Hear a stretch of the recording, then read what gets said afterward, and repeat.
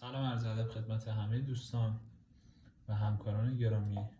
یه مورد برد پکیج لورچ برامون اومده، آدنا، که حالا خاموشی برد اعلام کردن سرویس کار. ببینید به صورت حالا چشمی که بررسی کنید این قسمت های وریستو رو چک کنید، ببینید که اصلا ظاهری مشخصه. ببینید به صورت ظاهری مشخصه که این آسیب دیده و پشت برد هم این قسمت برد یا حالا پد محافظ داریم اینجا که اینجا مشخصه کاملا، حالا تو تصویر مشخصه کاملا پد آسیب دیده. و اینکه میریم برای تعمیرش. تو مرحله اول این وریستو رو ما مشخصات روی خود وریستو رو چک میکنیم. روی وریستو مشخصات داره. ما حالا یدک از روی این برد باز کردیم، مشخصات مشابه رو کنار میذاریم، این قطعه رو خارج میکنیم از روی بردمون.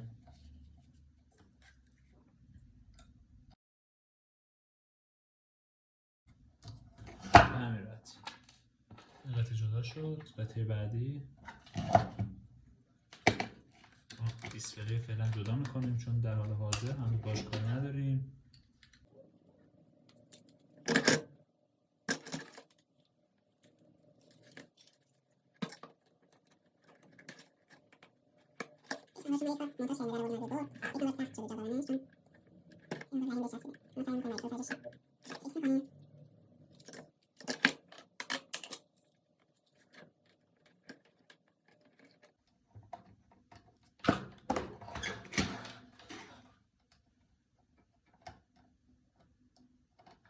ببینید دوستان، این قسمت حالا اگه تصویر مشخص باشه این قسمت رو ملاحظه کنین، چون این پد سوخته ارتباطش با این مسیر قطع شده.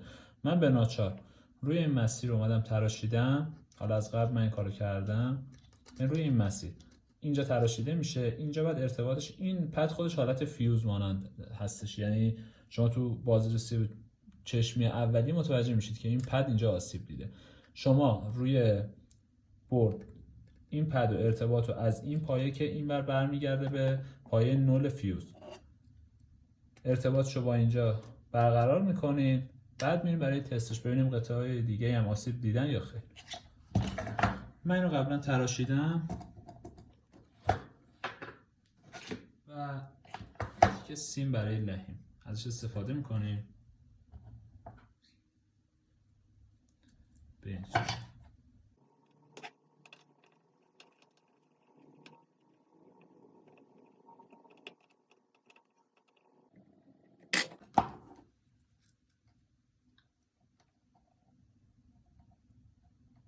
این پدا توی بردهای اپتیما قابل مشاهده است. روی پرلا من همچین چیزی ندیدم تا به حال، یعنی توی مسیر فیوز همچین حالتی. حالا وریستور اینا هستش.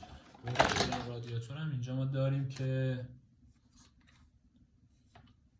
اینجا توی ایران رادیاتور توی برق اصلی متاسفانه ایشون این بردم نداره چیزی، حالا روشون من نمیرم. این قسمت حالت پدتوری هستش ولی ارتباط مقاومت هست، هیچ ارتباطی با اون پدی که ما اعلام میکنیم نداره.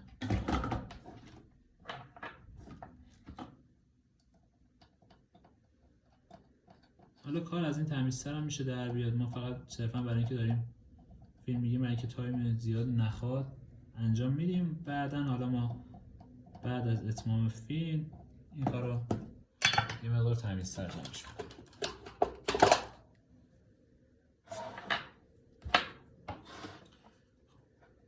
اون قسمت ارتباط ما داریم، قسمت پد رو به این سمت و اضافی سیم میچینیم به این صورت. برای تمیزی کار عرض کردم سلیقه‌ایه، خودتون هم میتونین هر چقدر تونستین تمیزتر کار کنین. خب کار خودتون خیلی بیشتر تاثیر میذاره. اینجا فیوز هم سوخته بود که حالا من فیوز این بردم عوضش کردم. به صورت چشمی که نگاه میکنیم این قسمت قبلا تعمیر داشتن، یعنی خازن 10 میکرو 50 تعویض شده و این سمت ببینید اون پدی که بهتون گفتم سوخته، حالا اگه توی تصویرم مشخص باشه، ببینید این قسمت اینجا رو هم، حالا من اینوری بگیرم که بتونید ببینید، اینجا هم آسیب زده. حالا این برای مرحله بعدی. ما اول تست روشن شدن رو یک بار میگیریم، اگه نتیجه نگرفتیم بریم سراغ روی بورد. برق رو حتما با لامپ تست دوستان ببینید، حتما با لامپ تست برق رو انجام بدید برای تست بوردتون.